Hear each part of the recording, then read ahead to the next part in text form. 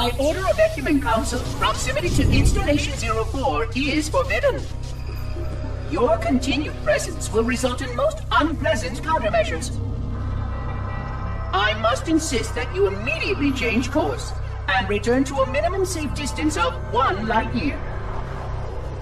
This has served as your one and final warning.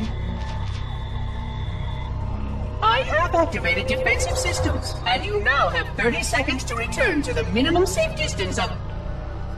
Wait. Curious.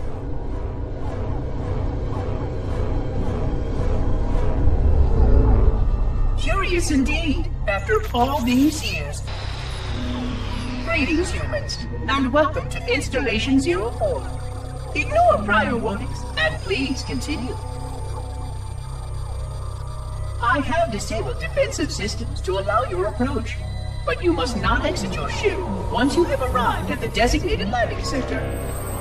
This ring contains significant dangers, and even with your assumed legacy, I must verify the presence and pitch of your gauge before allowing full access. We have much to discuss, humans. I have been away far too long. You have been away far too long.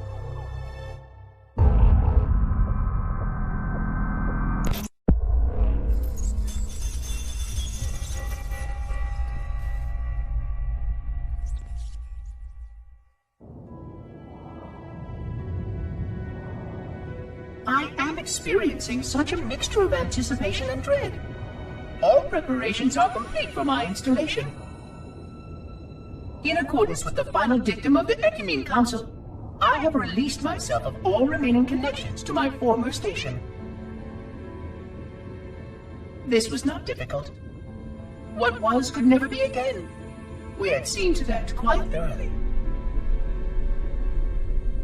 Prior to my final journey through the Great Portal, a gathering of my fellow monitors was convened upon the Lightworkers Cratch to distribute the final index collection.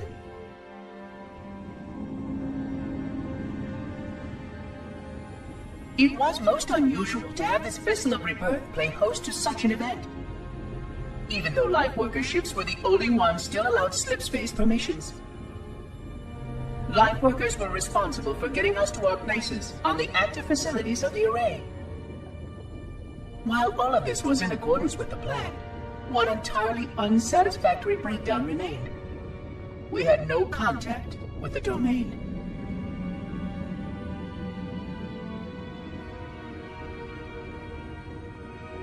The history of all Forerunners was now lost to us. We relied upon the permanence of the domain to preserve our record of the events that led to this point. But without that record, would future civilizations know anything about us? Or only of our weapons? My fellow monitor, 049 Abject Testament, had only one comment on this before we went our separate ways. We deserve to be forgotten. Perhaps. Perhaps. But now, the portal opens, and through it, the familiar shape awaits. Halo. Home.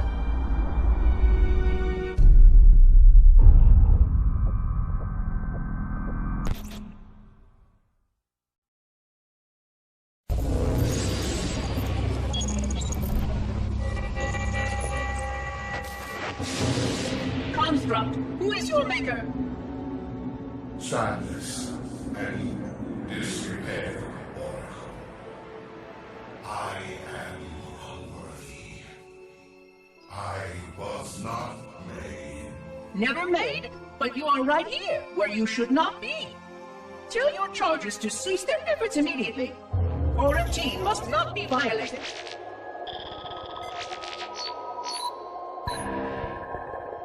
Construct, respond! Jungled grass. Familiar turns.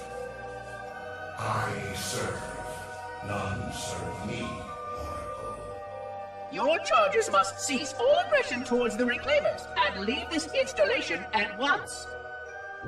Construct, you are dangerously close to unleashing a force you cannot comprehend.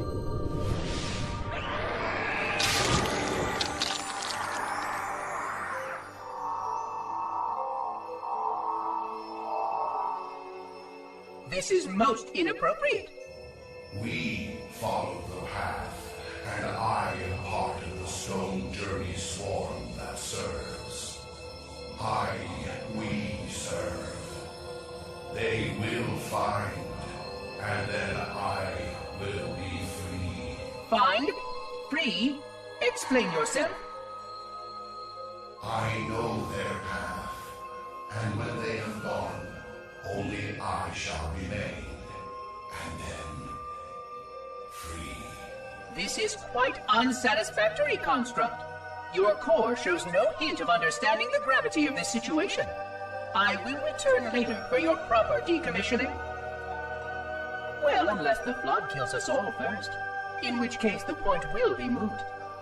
Good day, Construct.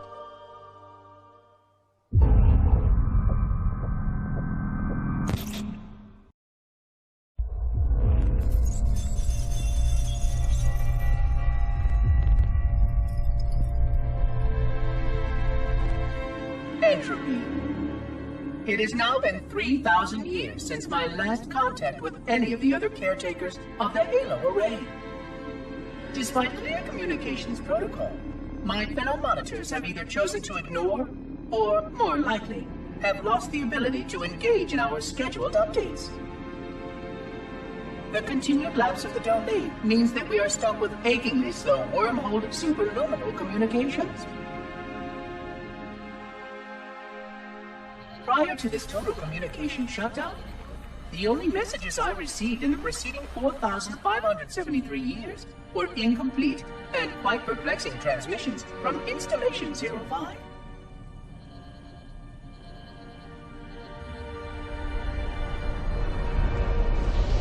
I suspected that Monitor 2401 Penitent Tangent was not functioning correctly for some time before his messages ceased. I have logged my concerns about his ability to perform his duties. At this point, however, I'm not sure who I file logs for. 2401 may be destined for madness. There are fail-safes for this, I know. I hope they work.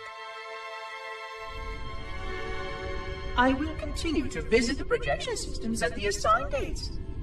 Perhaps the other monitors are dealing with interfering galactic phenomena, or unexpected system failures. 3,000 years of system failures. Indeed. In the meantime, I have exhausted all scheduled research activities assigned by the Council. Once those experiments were complete, I shut down all Sentinel function and put myself into a state of significant hibernation to measure performance of the installation with negligible upkeep.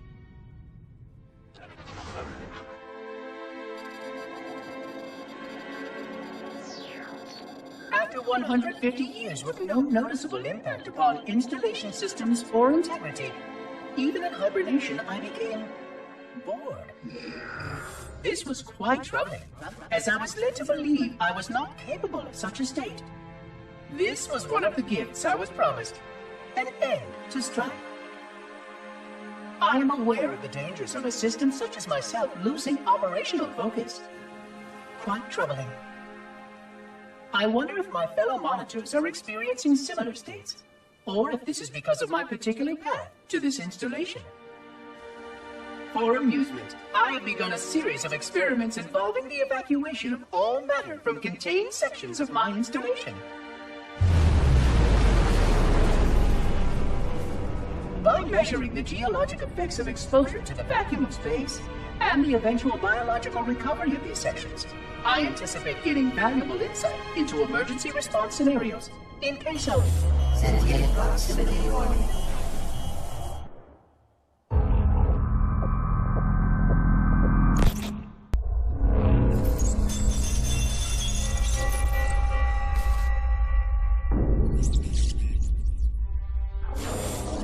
It has been 26 hours since the Sentients landed in Sector 1215, and so far, they have not attempted to exit the remains of their vessel.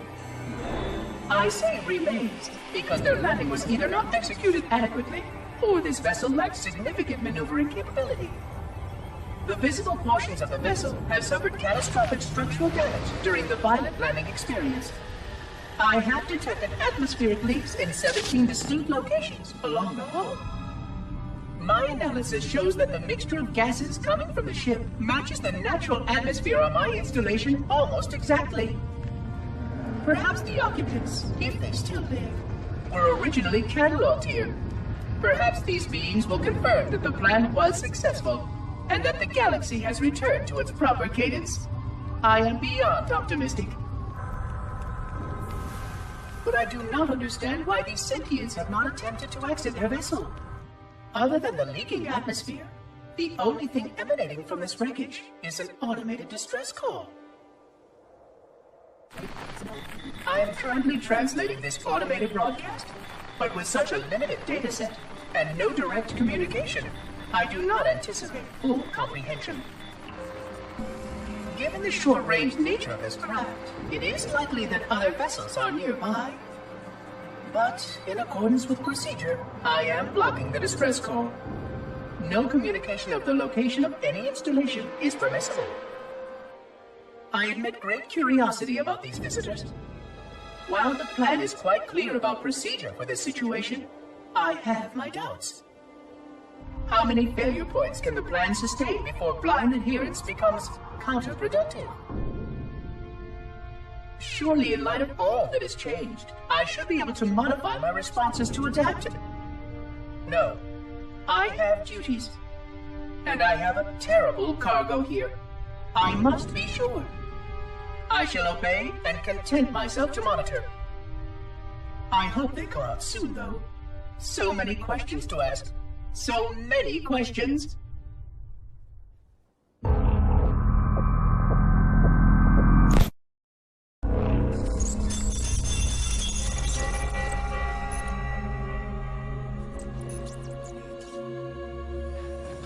Construction of a sarcophagus around the unexplained vessel was completed today. No occupants ever exited. No attempts to communicate were made, other than the automated broadcast that repeated every 72.83 seconds until the signal terminated 1 week ago. In accordance with procedure, no attempts at physical or remote contact were made with any survivors of this vessel's inelegant landing. Atmosphere from inside the craft stopped venting 2 weeks before the signal ceased. No relationship between these two events can be established with certainty. Gases that did escape were sterilized. No further sign of alien visitors or rescuers has been identified on any sensor systems.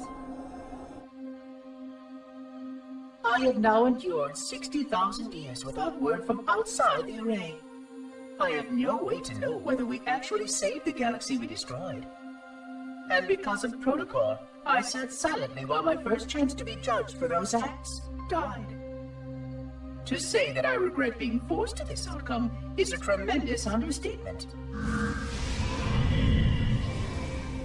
But as I perform my inspection of the quarantine labs today, I am reminded of the gravity of my responsibilities. Just one of these spores, if released from this facility, would render the ultimate judgment against our self-appointed role as protectors of this galaxy. When the plan to maintain the Halo array was created, it was a point of some contention whether we should preserve any remnant of the flood infection. Many thought this unwise, as there was a notable chance that one day one of our containment facilities might be breached.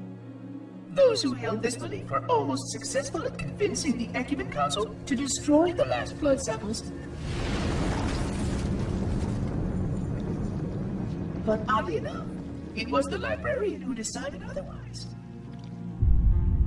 And I believe she was correct. I know in a way I cannot logically explain that there exists a way to actually defeat the flood. To immunize, to cure. I still struggle with multiple layers of memory of fighting the flood. But I know this cure is possible, even though the full genius of the Forerunners was unable to achieve it. The Forerunners' ancient enemy held and used that knowledge once, but it was denied to us. and without samples for further study, that cure will never again be found. Of course, I have no reason to believe that here lies the entirety of the parasite. It may be waiting in the frozen void beyond this galaxy, or worse, inexorably drifting toward us. I don't know what survives out beyond my installation, but I know that in order for anything to survive, I have to protect this installation and its quarantine very carefully. Yes, the librarian was right to store it, examine it, continue to seek a cure. Still, next visitor, things will be different.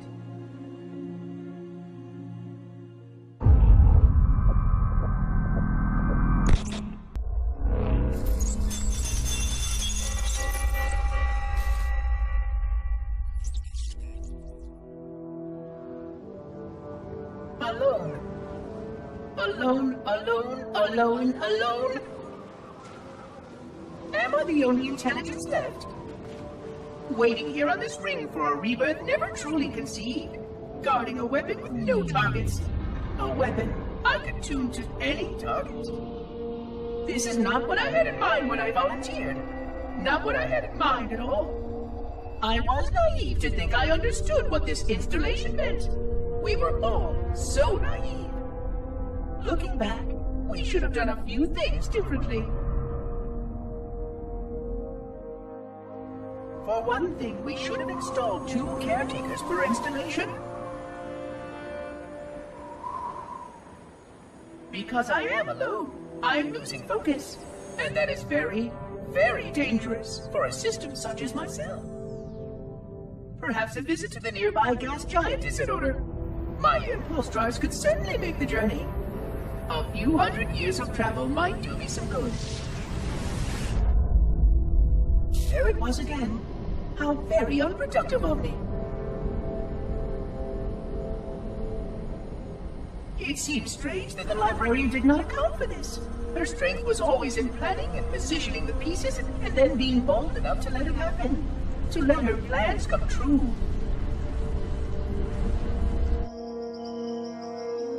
I was a part of many of those plans long before I knew for certain that she was real. Before any of us were. But at the end, we had only a fragment of her brilliance left to us, and I fear that she did not fully appreciate the nature of my situation here, the problems it might pose. But even a fragment of... Fragment, yes! Oh dear, here it comes again.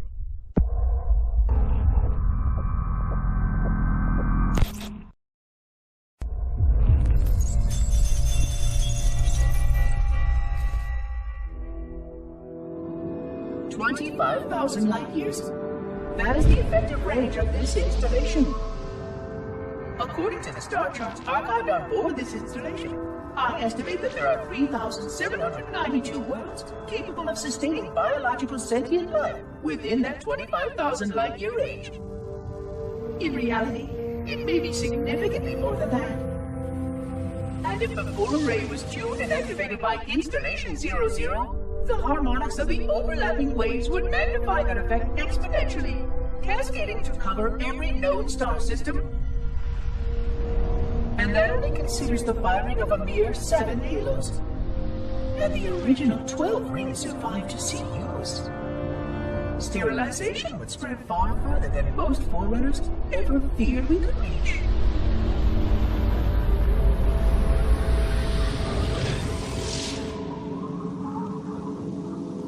But even with just 7 rings, we were able to destroy every side of the flower, and every other sentient creature along with it. This victory was the will of our people, despite the fact that it meant our own end as well.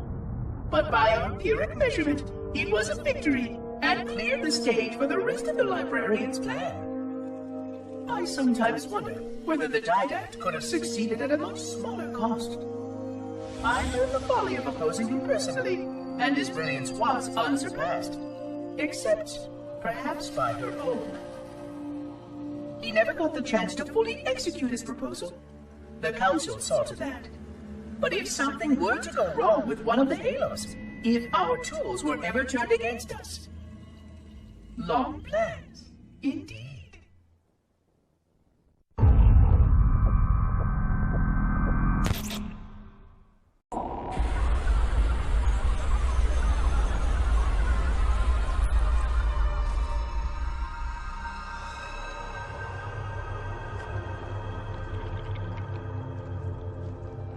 I forgot something. What did I... My name. I forgot. Keys. Jacob. Captain. Service number 01928-19912-JK. What is that noise? What is that damn noise? Where am I?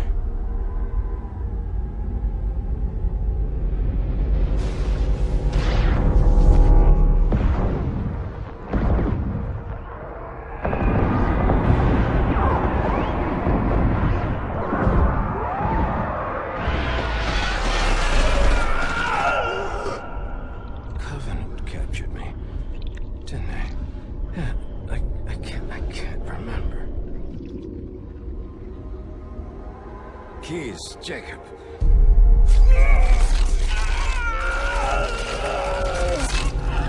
Oh, God, it hurts. This will never work, you Covenant bastards. I'll never lead you to Earth. Keys, Jacob, Captain. Service number 01928-19912-JK. Oh, God. You don't want Earth. You want everything. Get out of my head.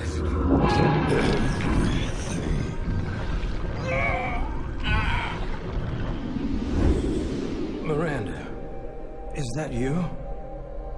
Forget everything. No, please. Don't let me forget. Keys. Jacob.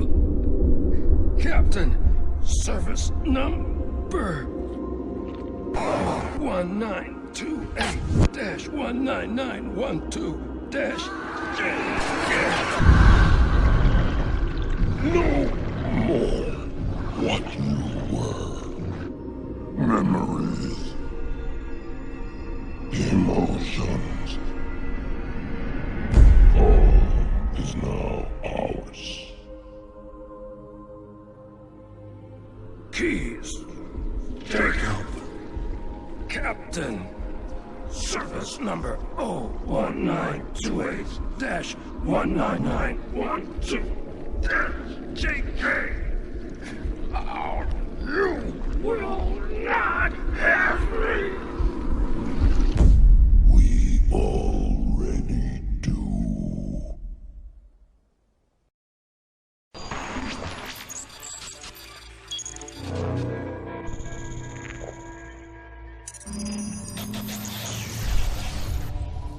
Vexation. 100,000 years of careful maintenance and diligence. 100,000 years protecting the galaxy's future. 100,000 years spent fearing that our sacrifices, my sacrifice, was in vain.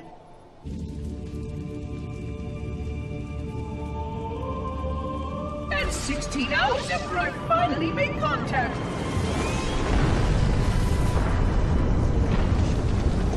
This so-called reclaimer decides to blow it all up. Oh, I am not pleased. Just as I finally discovered that our plan to save the galaxy succeeded, the ancient enemy is unleashed once more.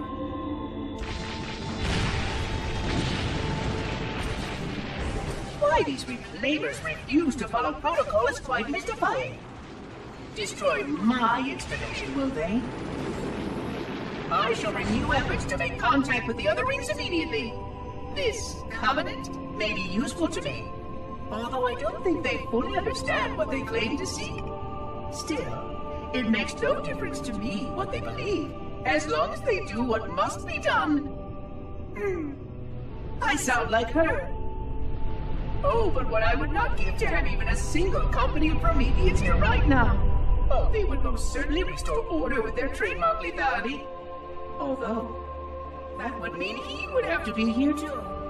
And without the librarian around to temper his rage, well, these reclaimers might almost prefer the Flood.